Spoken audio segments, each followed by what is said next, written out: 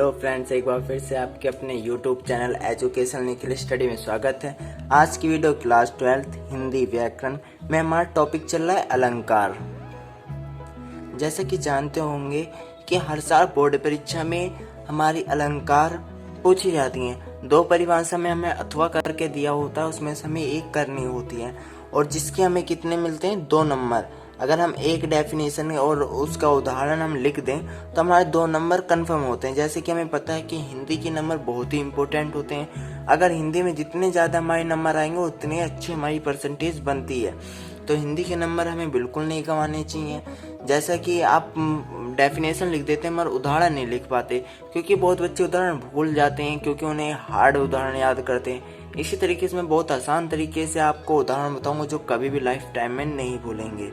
ठीक है, very most important है हमारा रूपक अलंकार। ये हमारा टॉपिक है। अलंकार के अंदर ही हमारा रूपक अलंकार है। इस साल ये बोर्ड परीक्षा में 100% आपको देखने को मिलेगा।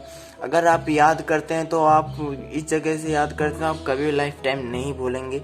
वीडियो स्टार्ट करने से पहले अभी तक आपने चैनल सब्सक्राइब नहीं किया है तो चैनल सब्सक्राइब कर लें और बेल आइकन को भी दबा लें, जिससे आने वाली वीडियो का नोटिफिकेशन आपके पास पहुंचता रहे।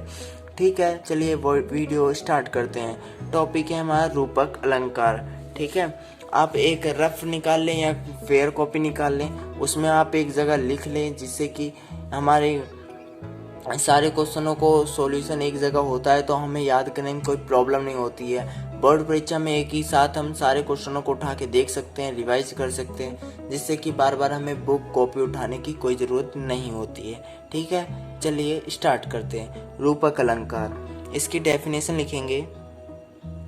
जहाँ उपमेय में उपमान का भेद रहित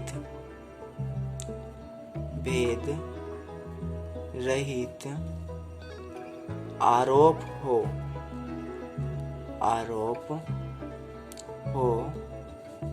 वहाँ रूपक अलंकार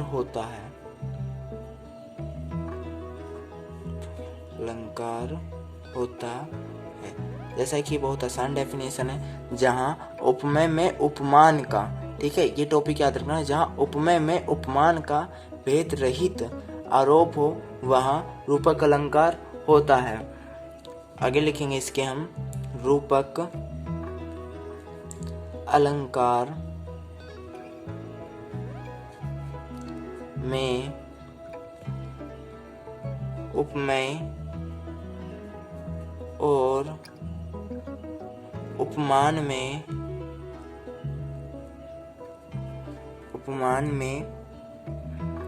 कोई भेद नहीं होता है। कोई भेद नहीं होता है। ठीक है, जैसे कि देख रहे हैं बहुत आसान तरीके से डेफिनेशन है। बस आपको क्या याद रखना है, जहाँ पर उपमेय में उपमान का, ठीक है, ये बस याद रखना है। जहाँ उपमेय में उपमान का भेद रहित मतलब उसमें कोई भेद नहीं होता है, भेद रहित आरोप हो वहाँ रूपक अलंकार होता है।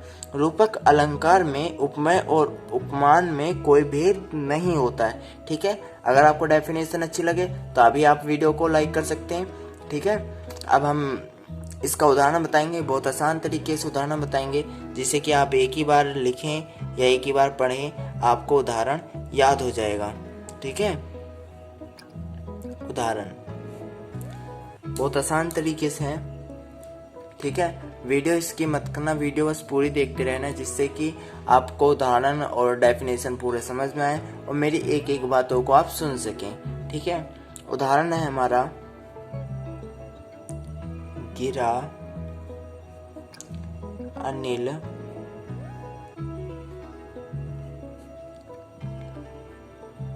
मुड़, ठीक है, मुड़ लिखा है, मुड़ पंकज रोकी। गलत वर्ड मत उतारना, बस ध्यान से लिखे हुए वर्ड को ही उतारना। ठीक है, प्रकट नालाज। अगर आपको राइटिंग समझ में नहीं आ रही तो मैं मुंह से बोल दे रहा हूँ, जिससे कि आपको लिखने में कोई प्रकट प्रॉब्लम ना हो, ठीक है। प्रकट ना लाज निशा अवलोकी।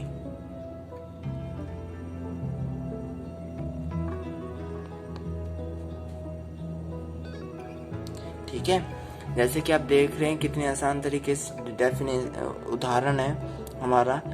गिरा अनिल मुड़ पंकज रोकी। ठीक है, याद रखना, ध्यान से पढ़ना।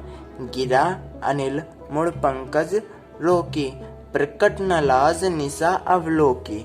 ठीक है, जैसा कि आप देख रहे हैं बहुत आसान तरीके से समझाया है। एक बार फिर से मैं आपको पूरा शुरू से लेकर लास्ट तक रिवाइज करवा दे रहा हूँ, जिससे कि आपको कोई दिक्कत ना हो या आपको कोई परेशानी ना हो।